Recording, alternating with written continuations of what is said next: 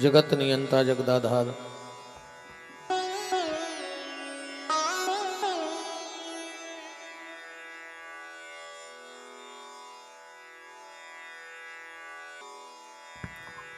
श्री राधे राधे श्री राधे राधे श्री राधे।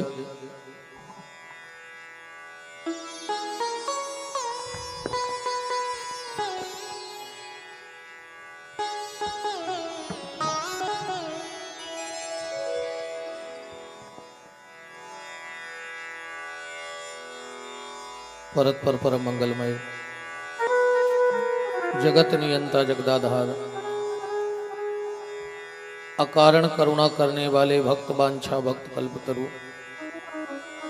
तड़ित दुती विनंद पीतांबर धारी, आप काम पूर्ण काम सर्व काम, पृथ्वी के कण कण में परम व्याप्त मेरे परमाराध्य प्रभु लोकलोचन सांवरे सरकार, राजराजेश्वरी भूत भुवनेश्वरी निकुंजेश्वरी, वृषभान की दुलारी ललित ललाम लाडली महाराधे, भूत भावन चंद्रमौली शशि शेखर अवगढ़दानी महाप्रलयंकर काशित पति बाबा विश्वनाथ, अनंतानंत बलवंत वीतराग संत श्री हनुमंत लाल जी महाराज की भावभीनी उपस्थिति में और उन्हीं की परम सन्निधि में परमात्मा की परम पावन मंगलमयी कथा का चिंतन मनन अनुसरण लाभ प्राप्त करने के लिए समागत श्रोता भक्त वृंद, ममतामयी और सबसे ज्यादा हल्लामयी माताएं बहनें, भारत वाटिका के नवनिहाल नव पल्लवित आप लोग शांति से बैठना, ठीक है। आपस में बिल्कुल बात नहीं करना, एक दूसरे से रख दो बेटा, एक तरफ रख दो।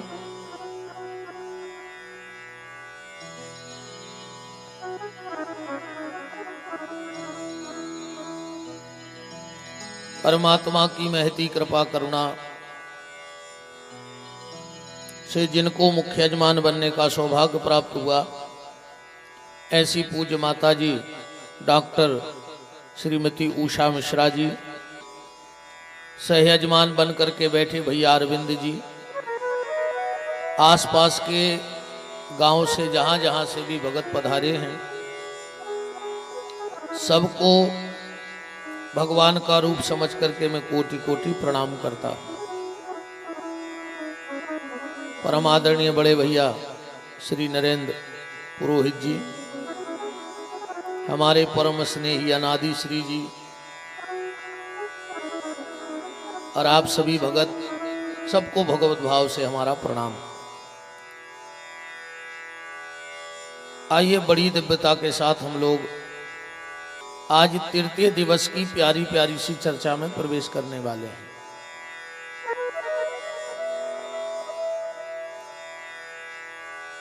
तो मंच की पद्धति के अनुसार सर्वप्रथम हम लोग भगवत नाम की तरफ चलें, भगवान के नाम की तरफ चलें, क्योंकि जीवन में अगर नाम नहीं है तो कुछ नहीं है। अधिक से अधिक भगवान का नाम जपो, श्वास श्वास में नाम जप श्वास न खाली जाए, और ना जाने या श्वास को आवन कब रुक जाए। कोई भरोसा नहीं इस जीवन का, और बिना नाम के जिंदगी जानते हो कैसी है। एक बहुत सुंदर नारी हो और उसको 20,000 की साड़ी पहना दो तो और सुंदर लगने लगेगी कि नहीं लगेगी। फिर उसको 1,00,000 2,00,000 का जेवर पहना दो और सुंदर लगने लगेगी। फिर खूब पाउडर वाउडर लगवा दो तो और सुंदर लगने लगेगी। इतना सब होने के बाद उसकी अकेली नाक काट ले, अच्छी लगेगी? नहीं लगेगी ना। ऐसे ही भगवान का नाम है। तुलसीदास जी कह रहे हैं कि मान बड़ो चतुराई बड़ी और सुंदरता तन में प्रगटी है, घूमत द्वार गजेंद्र हजार, इंद्र सेना मोरी कहूं घटी है। पर तुलसी रघुनाथ की भक्ति बिना जैसे सुंदर नारी की नाक कटी है। बिना भजन के जीवन ऐसा है जैसे नाक कट गई। अच्छा, जिसकी नाक कट जाए, आपके क्षेत्र में उसको क्या बोलते हैं? हमारे यहाँ तो नकटा बोलते हैं, यहाँ भी नकटा ही बोलते हैं। तो समझ लेना, जो भगवान का भजन ना करता हो वो कौन है? नकटा। हाँ, बिना भजन के तो नकटा है आदमी। नाक वाले बनो भैया, भगवान का नाम लिया करो। नाम लेने से फायदा और होगा। अच्छा, भी दीपावली आ रही है ना? तो आदमी बर्तन खरीदता है कि नहीं खरीदता? खरीदोगे, सब लोग खरीदोगे। आज जब बर्तन खरीदोगे तो दुकानदार से कहोगे इस पे हमारा नाम लिख दो। लिखवाते हो कि नहीं लिखवाते? बर्तन पे सब लोग अपना अपना नाम लिखवाते हैं। क्यों भाई? बर्तन तो तुम दुकान के छोड़ के आओगे नहीं, वो तो साथ में लाओगे, फिर भी नाम लिखवाओगे।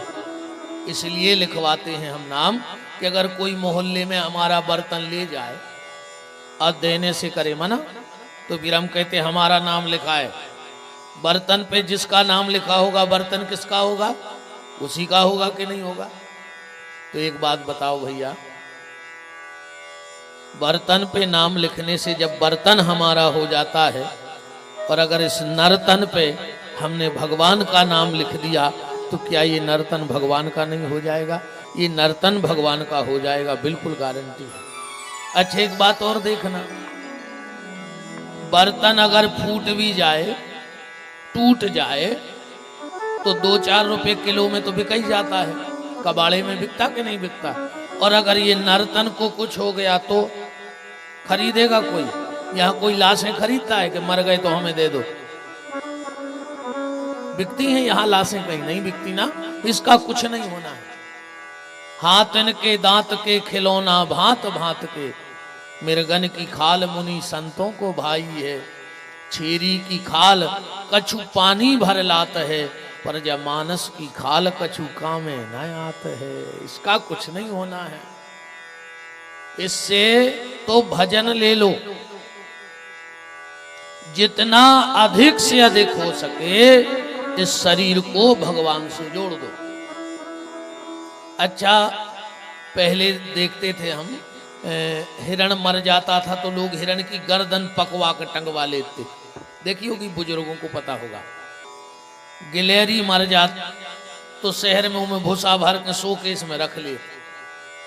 आज तक कहूं देखी कि बहुत बड़ो आदमी मर गओ, एक ही गर्दन ही काट के रख ले, देखत रहे भी तंगी है कहीं, है ना? आइए, हमारे पत्रकार बंधु महोदय जी, क्या सुंदर खबर को जमा के लगाया। बहुत बहुत धन्यवाद। श्री सीतानाथ भगवान की। शायद जब हम आए थे तो रात्रि में भेंट भी हुई थी आपसे वहां, जागेश्वरी माता के। वाह!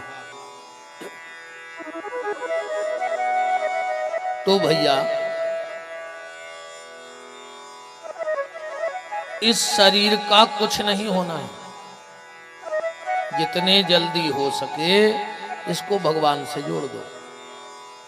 देखो, जागते हुए सारा संसार तुम्हारा बन जाए, कोई फर्क नहीं पड़ेगा। पर अगर स्वप्न में भगवान से हमारा कोई संबंध बन जाए तो बेड़ा पार हो जाएगा। स्वप्न में भी ठाकुर जी से रिश्ता जोड़ो। और देखो, सीधी बात ये है, अभी हमें ठाकुर जी इसलिए अच्छे नहीं लग रहे कि हमें पता नहीं कि हमारे ठाकुर जी कौन है। जिस दिन पता लग जाएगा उस दिन ठाकुर जी अपने आप अच्छे लगने लगेंगे। उदाहरण ऐसे देखो, जब तक बेटी का विवाह नहीं होता तो वो क्या समझती है? ये मेरे मम्मी हैं, ये हमारे पापा हैं, ये हमारा घर है, ये हमारा भैया है, यही सोचती। आज जिस दिन शादी हो गई, उसको पति मिल गया, वो समझती हम तो झूठे जंजाल में फंसे थे, हमारा असली घर तो ये है। जो बेटी हमारे घर में 20-25 साल तक पली बड़ी हो, शादी के 2 महीने बाद कहती है खुद की मम्मी से, मम्मी हम तो जा रहे, काहे हमें भी मिर्ची रखने सुखा के, हमें पापड़ बना के रखने, हमें अपनी घर गृहस्थी देखने, बस समझ गई कि तो कछु है ही नहीं हमारा। ऐसे ही जब तक इस आत्मा रूपी बेटी को वो परमात्मा नहीं मिला है तो संसार अच्छा लग रहा है, और जिस दिन इस आत्मा का संबंध उस परमात्मा से जुड़ जाएगा ये संसार अपने आप झूठा लगने लगेगा। तो रिश्ता बनाओ भगवान से, एक रिश्ता हो हमारा ठाकुर जी से, वो हमारे बन जाएं, जैसे बने हमारे बन जाएं, उनको अपना बनाओ। कल बड़ी प्यारी चर्चा आप लोग सुन रहे थे।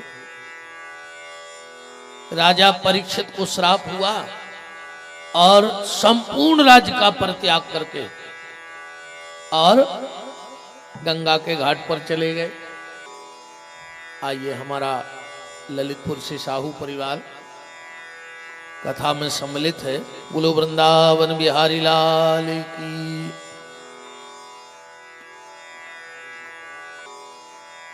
तो परीक्षित गंगा के घाट पर आकर के बैठ गए। यहां ऐसा पुराणों में लिख आया है कि 45 साल पहले भीड़ लग गई थी कथा सुनने वालों की। कितने समय पहले? 45 साल पहले। जगह नहीं बची थी सुखताल में कहीं भी। क्यों?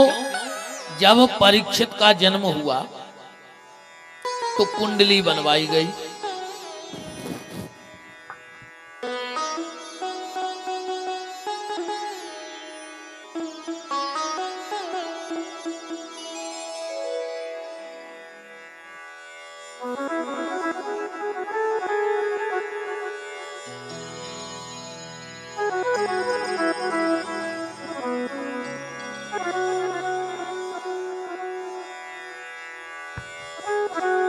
पैंतालीस साल पहले जब परीक्षित का जन्म हुआ तो कुंडली बनवाई गई और युधिष्ठिर ने वो कुंडली दिखवाई ब्राह्मणों से, विद्वानों से। उन्होंने कहा महाराज वैसे तो ये बालक तुम्हारे कुल का सूर्य बनेगा, पर जब यह 45 साल का हो जाएगा तो तक्षक नाप के सर्प के काटने से इसकी मृत्यु हो जाएगी। युधिष्ठिर जी तो घबरा गए। कहा महाराज इसका कोई उपाय नहीं है? तो ब्राह्मणों ने कहा चिंता मत करो, जो भगवान इसकी रक्षा गर्भ में करने आए थे वही गंगा के घाट पे पहुंच जाएंगे, तुम बिल्कुल चिंता मत करो। युधिष्ठिर ने तुरंत निर्णय कर लिया, हमें चिंता नहीं अपनी, उन्हें चिंता हमारी है। हमारी जान का रक्षक चक्र सुदर्शनधारी है। तो जब वो विद्वान वहां से निकले तो ये कानों कान खबर फैल गई कि 45 साल बाद भगवान प्रकट होंगे। तो जितने बड़े बड़े साधु संत महात्मा गुफाओं में भजन कर रहे थे वो दौड़ दौड़ करके गंगा के घाट पे पहुंच गए। बोले क्यों? बोले भगवान हमें मिले चाहे न मिले पर परीक्षित के लिए तो प्रकट होंगे, तो परीक्षित के चक्कर में हम सबको दर्शन हो जाएंगे। और होता भी ऐसा है, भाग्य एक व्यक्ति का प्रबल होता है पर उसके साथ कई लोगों को भगवान का दर्श परस हो जाता है। रेलगाड़ी में इंजन एक होता है, खींचने का काम कौन करता है? एक, पर डिब्बे कितने खींचते हैं? सब में इंजन तो होता नहीं, एक इंजन होता है, बाकी सब डिब्बे होते हैं। ऐसे ही भक्ति का मार्ग है। अब उदाहरण यही देख लो, माता जी को भागवत करानी थी, इंजन ये बन गई और डिब्बा आप लोग बन गए। आप सबको आनंद मिल रहा है कि नहीं मिल रहा है? नरेंद्र भैया ने हमें सकलगुड़ी बुलाया और उनके माध्यम से हम यहाँ आ गए। तो ये डिब्बे से डिब्बा जुड़ता जाता है भक्ति का। जैसे ही परीक्षित जी पहुंचे और बड़े बड़े संतों को देखा तो हाथ जोड़ करके बोले, कौन कहता है कि ब्राह्मण बालक ने हमें श्राप दिया है? क्यों? बोले, ना ब्राह्मण बालक हमें श्राप देता, ना हमारा घर छूटता, ना हमें आप जैसे संतों का दर्शन होता। अच्छा, एक बात और, संत कहते किसको है? संत किसको कहोगे? जो बहुत बड़ी गाड़ी में घूमता हो वो संत, जिसके लंबे लंबे बाल हो वो संत, या जिसकी बहुत बड़ी प्रॉपर्टी हो वो संत? संत की समझ कैसे हो जीवन में कि कौन संत है? बड़ी गाड़ी से कोई संत नहीं होता है, बड़े मकान से कोई संत नहीं होता। और आजकल तो लोग ऐसी भी चर्चा करते हैं, जब कोई मर जाता है तो आदमी कहते तुम्हें पता है? बोले का? बोले आज फलाने भज्जा शांत हो गए। कहते तो पहले का वे डाकू हते के लुटेरे हते के चोर हते के मरवे के बाद शांत भाई। कछु कछु कहते हैं आज वे भगवान को प्यारे हो गए। कहते हैं तो भगवान का मुर्दा घर खोले बैठो के मरज जा और हमारी जी को पटकट जा। जिगा तो मैंने भाई भगवान के प्यारे, मरवे के बाद भाई भगवान के प्यारे। जो जीते जी भगवान को प्यारा हो जाए वो संत हो जाता है। जो जीते जी दुनिया की वृत्तियों से शांत हो जाए वो संत होता है।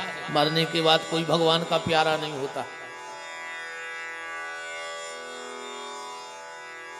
परीक्षित ने कहा, मैं बहुत भाग्यशाली हूं जो मुझे इतने संतों का दर्शन एक साथ हो रहा है। अब मुझे बस इतना बता दो कि मरने वाले को क्या करना चाहिए। तुरंत आपातकालीन मीटिंग बैठ गई। किसी ने कुछ कहा, किसी ने कुछ कहा, किसी ने कुछ कहा, पर कोई सार की बात निकल के नहीं आ रही थी। तो भागवत जी में लिखा है, तत्रा भवत भगवान व्यास पुत्रो अलिक्ष्य लिंगो निजलाव तुष्टई स्त्री पुरुष भेद रहिता 2 वर्षा। कौन आ रहा है सुखदेव जी को बचाने? तत्रा भवत भगवान व्यास पुत्रो, साक्षात व्यास जी ही के पुत्र बन के भगवान पधार रहे हैं सुखदेव के रूप में। उम्र कितनी लिखी भागवत में? बोले 2 वर्षा, 8 दूनी 16 साल के हैं। सीधा 16 साल क्यों नहीं लिखा? चाहते तो 16 साल लिख देते कि 16 साल के हैं, पर कहा नहीं 8 दूनी 16 साल के हैं। व्यास जी से कहा दूना क्यों लगाया? क्या सुंदर जवाब है व्यास जी का। व्यास जी कह रहे हैं, बिल्कुल हल्ला न करियो, ना उठ के घरे भाग जाइयो। हमें बिल्कुल दिक्कत नहीं है कोई से। अपनो तो सीधो सिद्धांत है, आओ सो वेलकम और जाओ सो भीड़ कम। 4 आदमी सुनो, मनो अच्छे से सुनियो। हमें न मेला लगाऊ नहीं आए, बिल्कुल अच्छी शांति से सुनो। ये नदी आ रही कैसी चिरंगे ने चिकचिके अज्जो।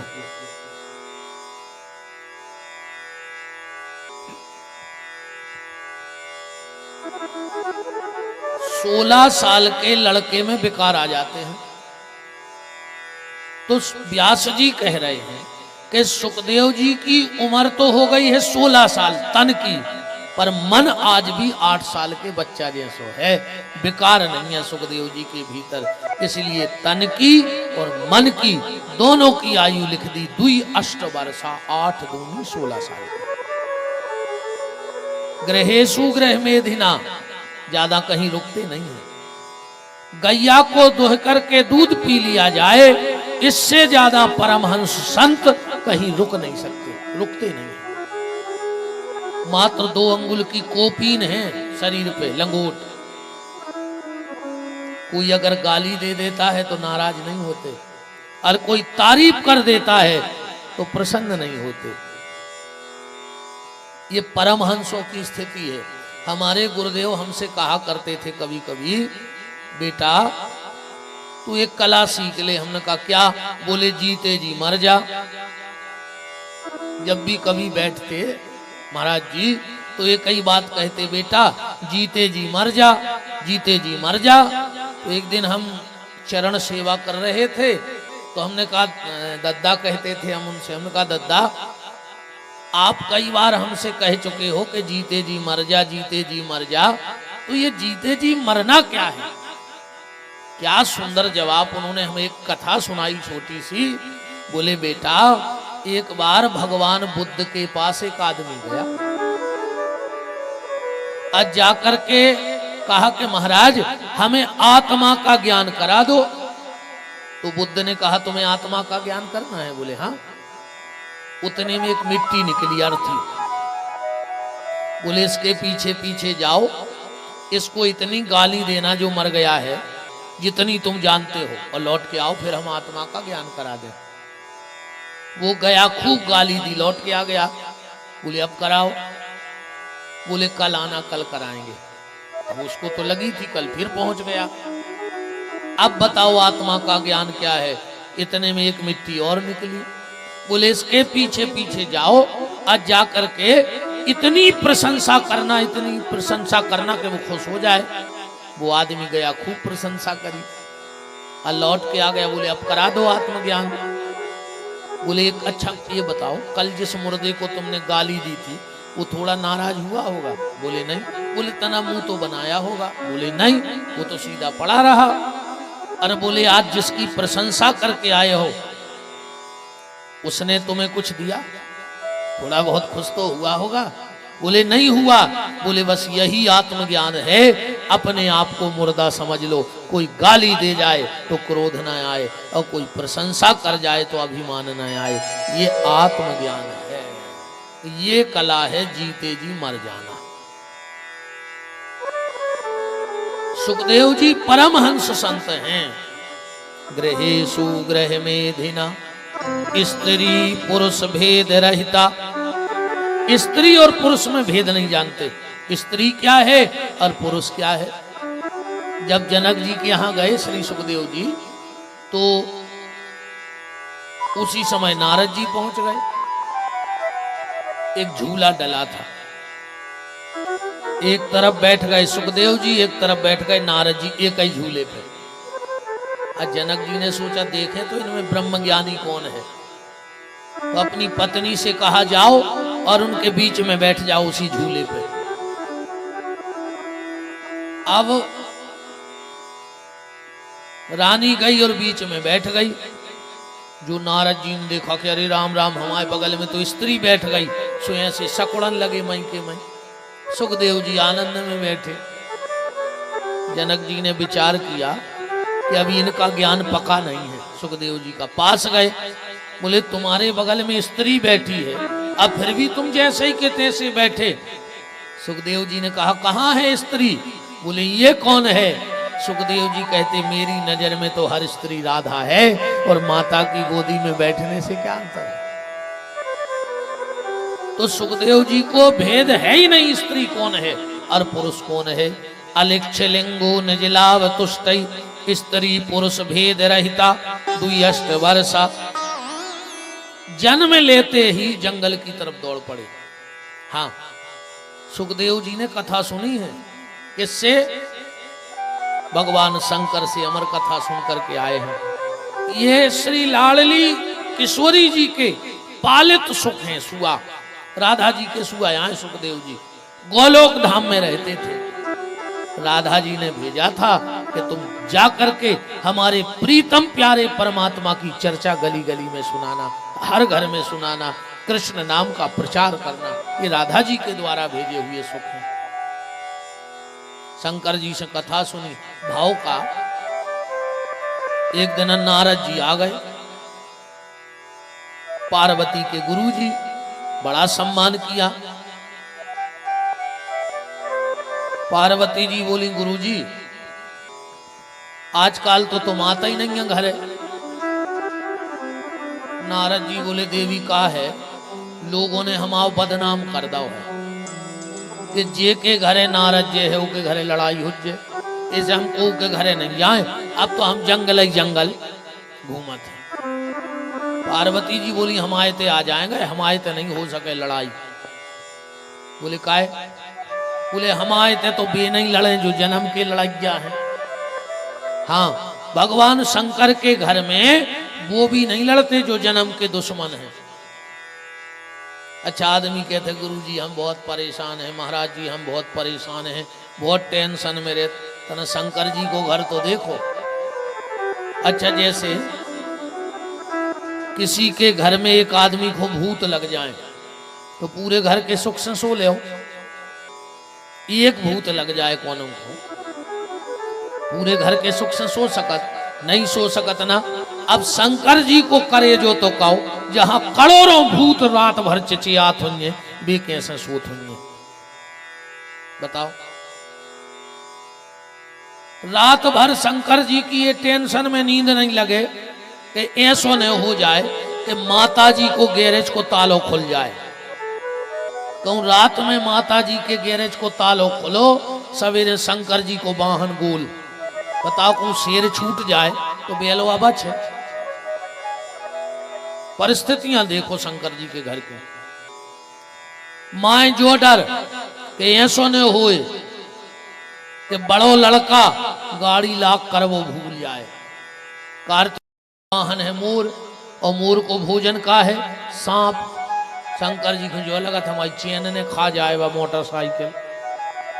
देखो माए जो डर कि हमारी चैन। अच्छा, शंकर जी की चैन तोला 2 तोला की तो होता नहीं है, 5-5, 10-10 किलो की ब्लैक गोल्ड, काला सोना। इतनी खतरनाक शंकर जी की चैन कि जे के घरे आ जाए वो बेचैन। अच्छा, ईमानदारी बताओ, अब शंकर जी की एक चैन कहूं ना ऐसे निकर भगे तो तुम्हारे बाउंड्री बमक जाओ। इतनी खतरनाक चैन है ना। शंकर जी को जो लगत के सुनो हमारी चैन को कुंदा खुल जाए तो सवेरे हल्के लड़का की स्कूटी गोल। बताओ को सांप छूट गओ तो चौंखरो बच है गणेश जी को। बोलो,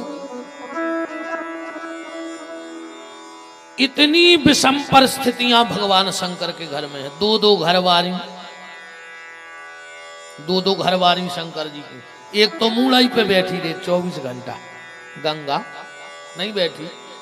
जे सियानी सियानी माता जी हरे डांटा थे कहूँ कहूँ, हम औरों से कहें गुरु जी हमारे लड़का ने तो घरवारी को मूड पे चढ़ा लो। कहते नाराज होते जब वो तो अपनी घरवारी को मूड पे चढ़ाए हैं। अब इसमें दिक्कत का है, जब शंकर जी की उनकी मूड पे बैठ गई, हम औरों की बैठ जाए तो हम और क्या करें बताओ। भाई शंकर जी की बैठी के नहीं, गलत तो हम कह नहीं रहे। शिव जी की घरवाली शिव जी के सिर पे बैठी, अब हम लोगों की बैठ गई तो क्या करें भाई। कोई नया काम तो किया नहीं, वो तो परंपरा है, शुरू से चली आ रही है। ऐसा परिवार, फिर भी भगवान शिव के परिवार में झगड़ा नहीं होता। क्यों? क्योंकि जिसके घर में भजन होता है उसके घर का जानवर भी एक दूसरे से प्रेम करने लगता है, और जिसके घर में भजन नहीं होता उसके घर का इंसान भी जानवरों जैसा व्यवहार करने लगता है। ये सब भजन का खेल है। भगवान शंकर के घर में शेर, बैल, सांप, चूहा सब एक जगह बैठते हैं। क्यों? क्योंकि उनके घर में भजन होता है। जहां भजन होगा वहां प्रेम होगा, जहां भजन नहीं होगा वहां प्रेम नहीं होगा। पार्वती जी बोली गुरुजी हम आए थे कबू लड़ाई होता ही नहीं है। नारद जी बोले कबू तो हो तो ये साल 6 महीना में एक आध बार। पार्वती बोली नहीं हमारे पति बहुत अच्छे हैं, ये हमें छोटी छोटी बात बता। बोले कबू तो भाई हुई है, 2 आदमों में तो हो ही जाता। बोले नहीं। नारद जी बोले आज तक नहीं भाई। बोले नहीं। तो नारद जी बोले आज ही हो जाए। हम भी नारद ने कहा अगर आज ही ने करवा दी तो। आज तक नहीं हुई पर आज होगी। और नारद जी बोले कि देवी वैसे हम आए थे शंकर जी से काम था, पर अब तुम्हें तो वे सब बात बताई दे। पार्वती बोली हाँ सब बता दे। बोली तो हमारे मन में बहुत दिन से एक टेंशन है कि शंकर जी के गले में जो मुंडमाल कहां से आ गए। पार्वती बोली बस इतना ही नहीं बताई। नारद जी ने सोची अपनो काम तो बन गया, जो काम हमको करना था वो हमने कर दिया। नारद जी बोले हम जा रहे। पार्वती बोली जाओ, अब नहीं लग रहा कि गुरु जी रुके। अब तो दिमाग में बात बैठ गई। आध घंटे बाद शंकर जी आए और आके दरवाजे पे बोले देवी। पार्वती बोली वहीं खड़े हो जाओ।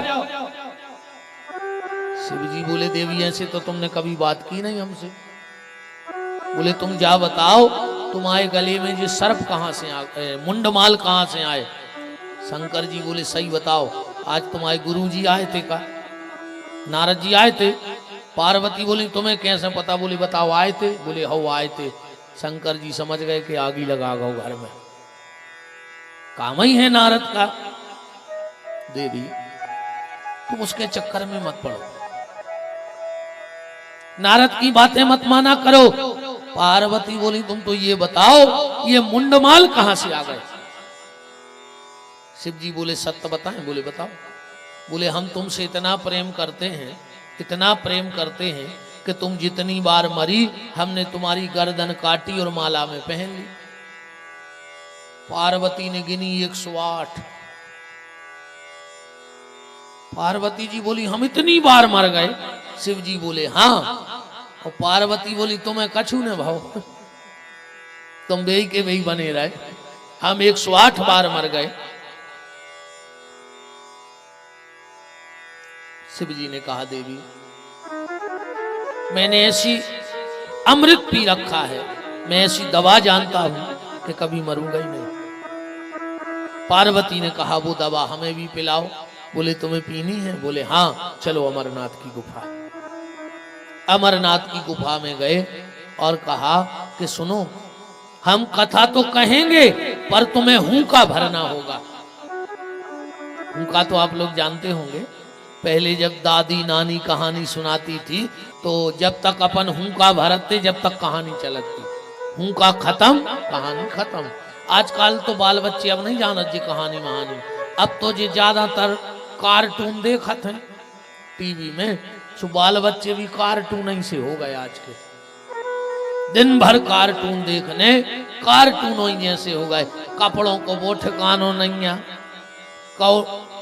ये में अच्छा हम जा भी मानत है कि माँ बाप की कोई गलती नहीं है। बाप की किस्मत में पैसा है तो, पर मोड़ा की किस्मत में तो फटे ही कपड़ा पैर बोले को उन्हें 5000 को जीन्स लेकर 2 घुटनों पे पटा लाओ। जो लड़का की किस्मत खराब या है तो वो अच्छे बदे ही नहीं है किस्मत में, वो तो फटे ही पहनने हैं। वो लिखा के आओ तुम नई भी दिलवा हो तो पटा के पैर है। आजकल बाहर देखो और 2 ही तरफ से कटवाले में बीच में कुत्तों कैसी कलगी मुर्गा कैसी, कहा फैशन बनाए बताओ है? नहीं आजकल भाई कटिंग चली, कौन सी मुर्गा कटिंग के कहा कहते भगवान जाने।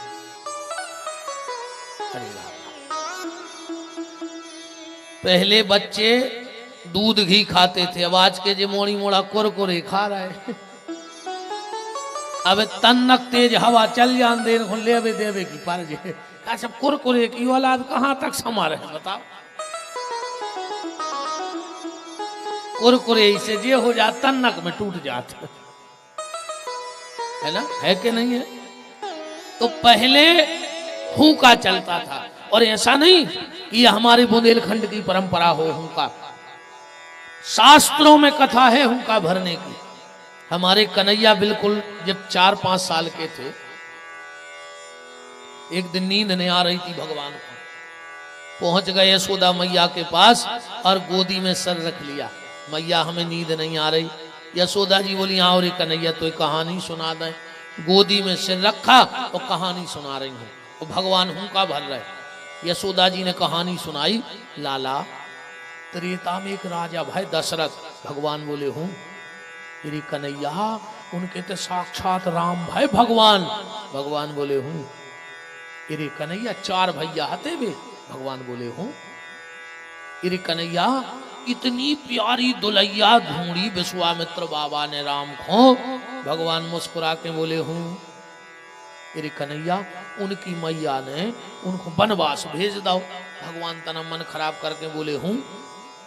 इरे कन्हैया जैसे ही वे बन गए तो एक रावण नाम का राक्षस आया और उनकी सीता को हर के ले गया। जो इतनी का सो भगवान लेते तो हते ही सीधे उठ के खड़े हो गए। बोले लक्ष्मण उठा मेरा धनुष बाण, देख देख वो तेरी भाभी को ले जा रहा है। यशोदा जी ने कान पकड़ो, दारी के का पागल होगा, हम कहानियां सुना रहे। भगवान बोले मैया मैं ही राम हूं। भगवान झूठी भी नहीं बोल रहे, क्या तो सही रहे। बगल में सो रहे थे बलराम। यशोदा जी ने जगह दाऊ उठिए, जो पागल होगा कह रहा हम राम आए। बलराम उठ के बोले मैया मैं लक्ष्मण हूं। यशोदा जी बोली हे भगवान पूरे देवता मोरे घर में पैदा हो गए। हम समझ गए कन्हैया। बोले क्या? बोले गांव में भाई हुज्जे राम जी ला, तू धरो है कर गया सो तोय बनाओ हुज्जे राम। अज दाऊ है गोरो एक बनाओ हुए लक्ष्मण। सो तुम उते से तो मिट के आ गए, मनो तुमरो के भूत नहीं उतरी अबे नो राम लक्ष्मण के, जबकि सत्य दोनों कह रहे। तो हुंका भरने की परंपरा शास्त्र मत भी है, ऐसा नहीं कि अपने ये बुंदेलखंडी की परंपरा है हुंका भरने की। पार्वती जी कथा सुन रही हैं, हुंका भर रही हैं। जैसे ही 9वें स्कंद की कथा आई भागवत में, और 9वें स्कंद में राजाओं के वंश वर्णन की कथा है, सूर्य वंश चंद्र वंश। पार्वती जी की नींद लग गई। जैसे ही 10वें स्कंद में भगवान का जन्म हुआ और शिव जी ने जयकारा लगाया, बोलो आनंद कंद भगवान की जय हो। पार्वती की नींद खुली। उस राजा के बेटे का क्या नाम था?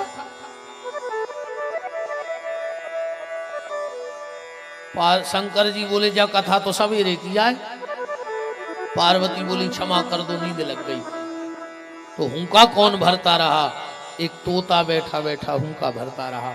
भगवान शंकर ने उठाया त्रिशूल और फेंक दिया। तोता आगे आगे और त्रिशूल पीछे पीछे। सुबह सुबह श्री वेद व्यास। अच्छा एक बात और बताएं, वेद व्यास किसी का नाम नहीं है। 28 वेद व्यास अकेले से महापुराण में कथा है। आधे से ज्यादा लोगों को यह पता नहीं है कि भागवत लिखने वाले कौन थे। आदमी के वेद व्यास जी ने लिखी है। वेद व्यास एक डिग्री है, एक पद है वेद व्यास। हाँ, जैसे सरपंच को नाम है का तुम्हारे गांव में, जे को बैठ गया वो सरपंच। विधायक तो को नाम है का, जे को बैठ जे वो। 28 वेद व्यास श्रीमद शिव पुराण में है। जिन्होंने भागवत बनाई है उनका नाम था श्री कृष्ण द्वैपायन वेद व्यास। श्री कृष्ण द्वैपायन वेद व्यास जी ने भागवत जी की रचना की है। 4 श्लोक से 18,000 श्लोक बनाने वाले थे श्री कृष्ण द्वैपायन वेद व्यास। इनकी पत्नी का नाम था बिटिका। हाँ, सुखदेव जी की माता जी का क्या नाम था? देवी बिटिका। हमें नाम का ही पता नहीं है। अब जैसे कई विदुर की विदुरानी, विदुरानी नाम थोड़ी था उनका। वे तो ऐसी आए। डॉक्टर की डॉक्टरनी, चाहे बिल की गोली जानत न हो कि कैसी हो, मानो डॉक्टरनी बजट पूरे में। मास्टर की मास्टरनी, चाहे नूठा लगा तो मानो पूरे मोहल्ले का मास्टरनी बाज जाए और खुद नूठा लगा। बोलो नहीं है। पंडित की पंडितायन। हम शास्त्र पढ़ पढ़ पागल हैं और वे पूरे मोहल्ला में पंडितायन बजे। तो गायत्री मंत्र का आवे नहीं, मन पंडितायन बाई बजत है वे तो। अच्छा, डॉक्टर की डॉक्टरनी, मास्टर की मास्टरनी, पटवारी की पटवारन और डाकिया की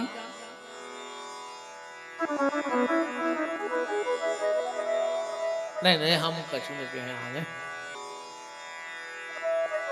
भाई वो तो नाव के हिसाब से है जैसे बना ली थे तुम उन्हें तो समझ गए हुई हो। बोलो वृंदावन बिहारी लाल। अच्छा बंगाली बंगाली अब उन्हों का के हो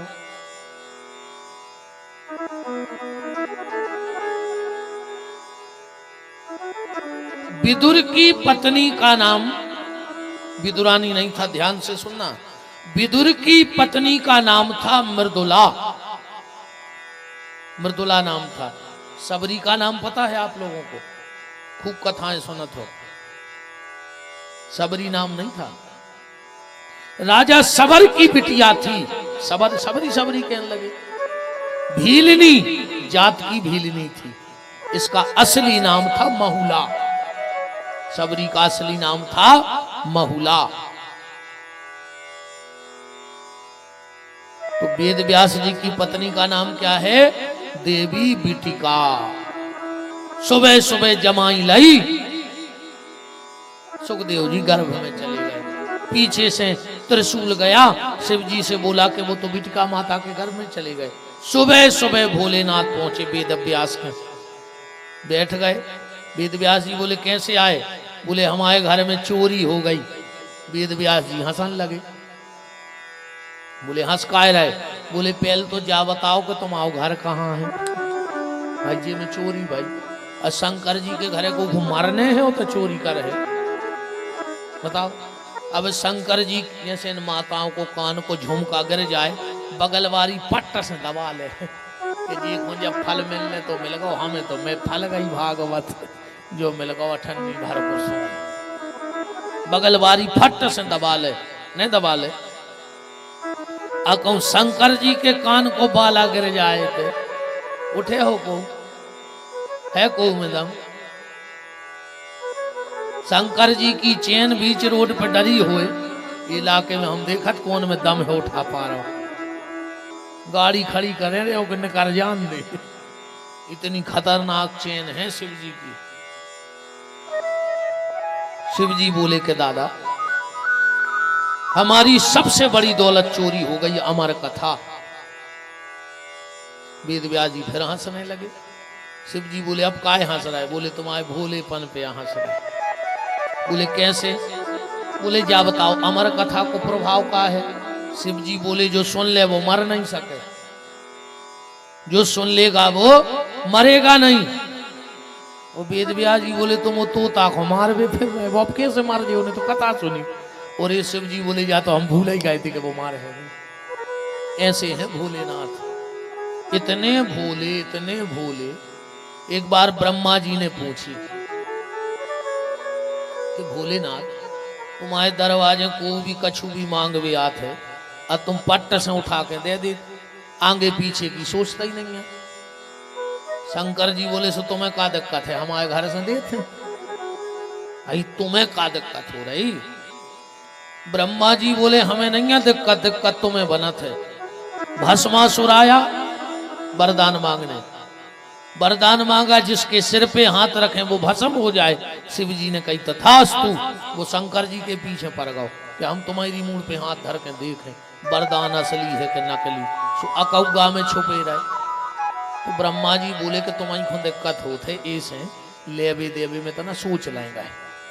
शंकर जी बोले ब्रह्मा सही बताएं? बोले बताओ। बोले अगर हम लेवे देवे में सोचन लगे तो फिर हमसे को भोले के है ही काय को? यही से तो आदमी हमसे भोले के ने हम आगे की सोचे ने पीछे की, तोरो काम बन जाए हमारी जो सो देख ले। ऐसे भोलेनाथ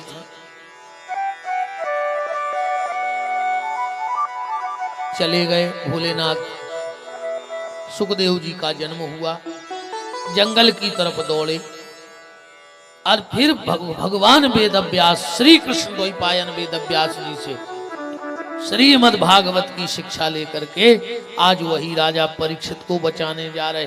अच्छा एक बात और देखना भी, भागवत जी में जब परीक्षित कथा सुनने बैठे तो वहां वेद व्यास जी भी बैठे, उल्लेख आया है। पाराशर जी भी बैठे। पाराशर को आए वेद व्यास जी के पिताजी सुखदेव के बब्बा महर्षि पाराशर। तो जिसने भागवत बनाई है वो भी बैठा है, उनके बाप भी बैठे हैं। पर जब कथा सुनाने का नंबर आया तो सुखदेव जी को बिठाया गया, ऐसा क्यों? ये सोचने वाली बात है। उसका कारण ये था, ध्यान से सुनना। अश्वत्थामा ने परीक्षित को मारने के लिए क्या फेंका? ब्रह्मास्त्र। तो भगवान ने चक्र से रक्षा कर ली, शस्त्र को शस्त्र से काट दिया। अब श्रमिक ऋषि ने श्राप दिया है कि 7 दिन में तक्षक के काटने से मृत्यु होगी। अब शब्द तो कटता नहीं किसी शस्त्र से, और मारने कौन आ रहा है सुखदेव जी परीक्षित को? तक्षक, सांप। उस सांप के बारे में ऐसी मान्यता है कि सर्पणी अपने अंडे देके खुद खा लेती है, इतनी निर्मोहिनी होती है। सर्प कभी अपनी मां का स्तनपान नहीं करता। भगवान ने विचार किया कि रोग बड़ा भयंकर है, मारने वाला इतना खतरनाक है कि जिसने अपनी मां का स्तनपान नहीं किया वो किसका होगा? सुखदेव जी ने भगवान ने नजर दौड़ाई कि जितना बड़ा रोग उतना बड़ा डॉक्टर चाहिए।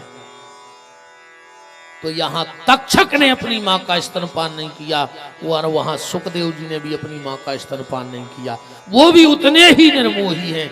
अंतर इतना है कि सांप संसार में फंस गया और सुखदेव जी सत्य में फंस गए, भगवान में फंस गए, भगवान से प्रीति हो गई, इसलिए सुखदेव जी को चुना गया। अच्छा, दूसरी बात, भगवान की कथा एक पक्षी ही गा सकता है। सुखदेव जी कौन है? पक्षी है कि नहीं है? एक पक्षी, क्योंकि दोनों पक्ष रहने वाला भगवान की कथा नहीं गा सकता। एक पक्षी जो उसी के पक्ष का हो और किसी के पक्ष का ना हो। अब भगवान इसीलिए तो मोर पक्ष लगाते हैं। मोर का पंखा क्यों लगाते हैं? बोले जो भी सामने आए वो कहे मोर पक्ष। भगवान किसके पक्ष के हैं?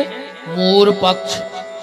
कोई ये नहीं कह सकता कि भगवान हमारे विपक्षी हैं। मोर पक्ष मेरे पक्ष वाले हैं, इसलिए भगवान के माथे पे मोर पक्ष लगा है, सबके पक्ष लगा है। जैसे ही सुखदेव जी को देखा, परीक्षित उठ के खड़े हो गए। अब प्रश्न कर दिया, म्रियमाणस्य किम कर्तव्यो, मरने वाले को क्या करना चाहिए? तो और जितने संत बैठे थे उनने चढ़ाई कर दी परीक्षित पे कि इतने बड़े संत आए, ने तुमने पांव धुआए, ने माला पहनाई, ने टीका लगाओ, सीधी अपनी बात रख दी। परीक्षित जी मुस्कुरा के बोले, सुनो, सुखदेव जी जैसे संत जीवन में बहुत कम मिलते हैं। आज जब जीवन में संत मिले तो उनसे व्यर्थ का वार्तालाप नहीं करना चाहिए। उनसे तो जा पूछ ले, हमारे भजन में मन कैसे लगे, हम भगवान के कैसे बने। 3 चीजें मिल जाएं तो रास्ता काट दो चाहिए। 3 चीजें मिले रास्ता काट दे। कौन कौन? पागल कुत्ता, वो गली में जाओ, अगर पता लग जाए कि वो गली में पागल कुत्ता है मत जाओ।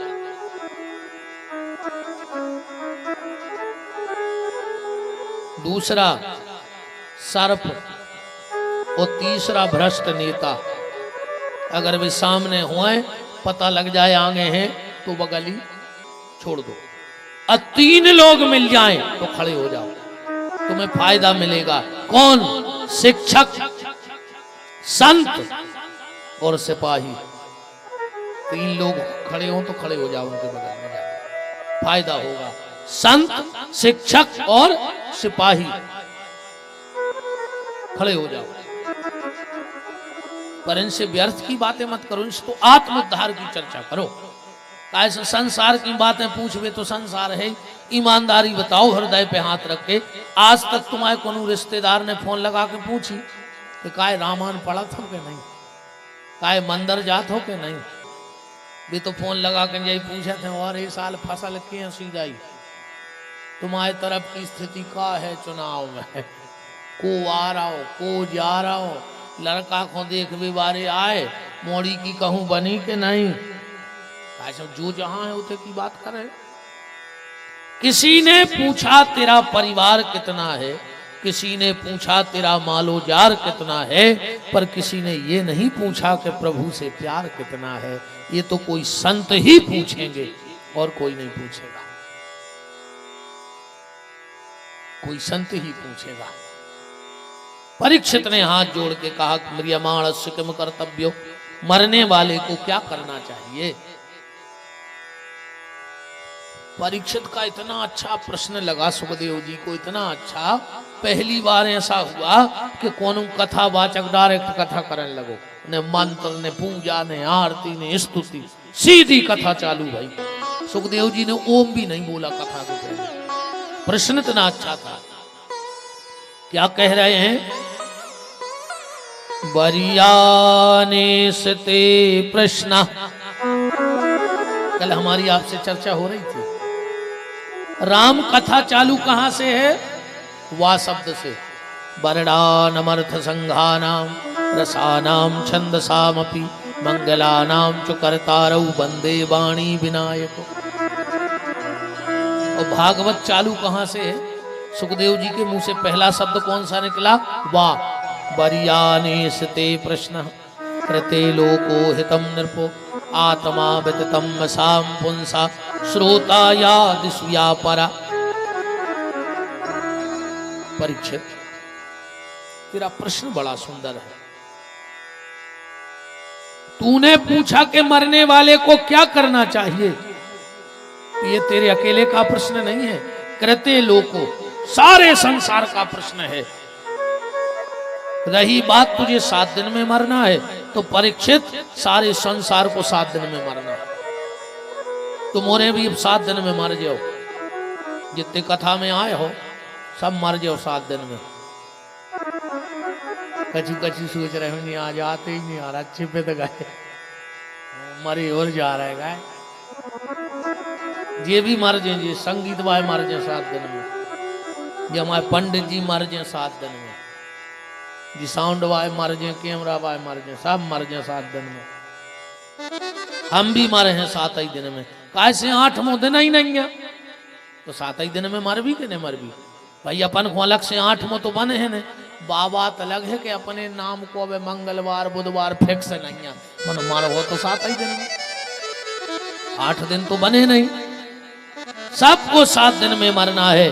तो परीक्षित, मरने वाला 3 काम करे।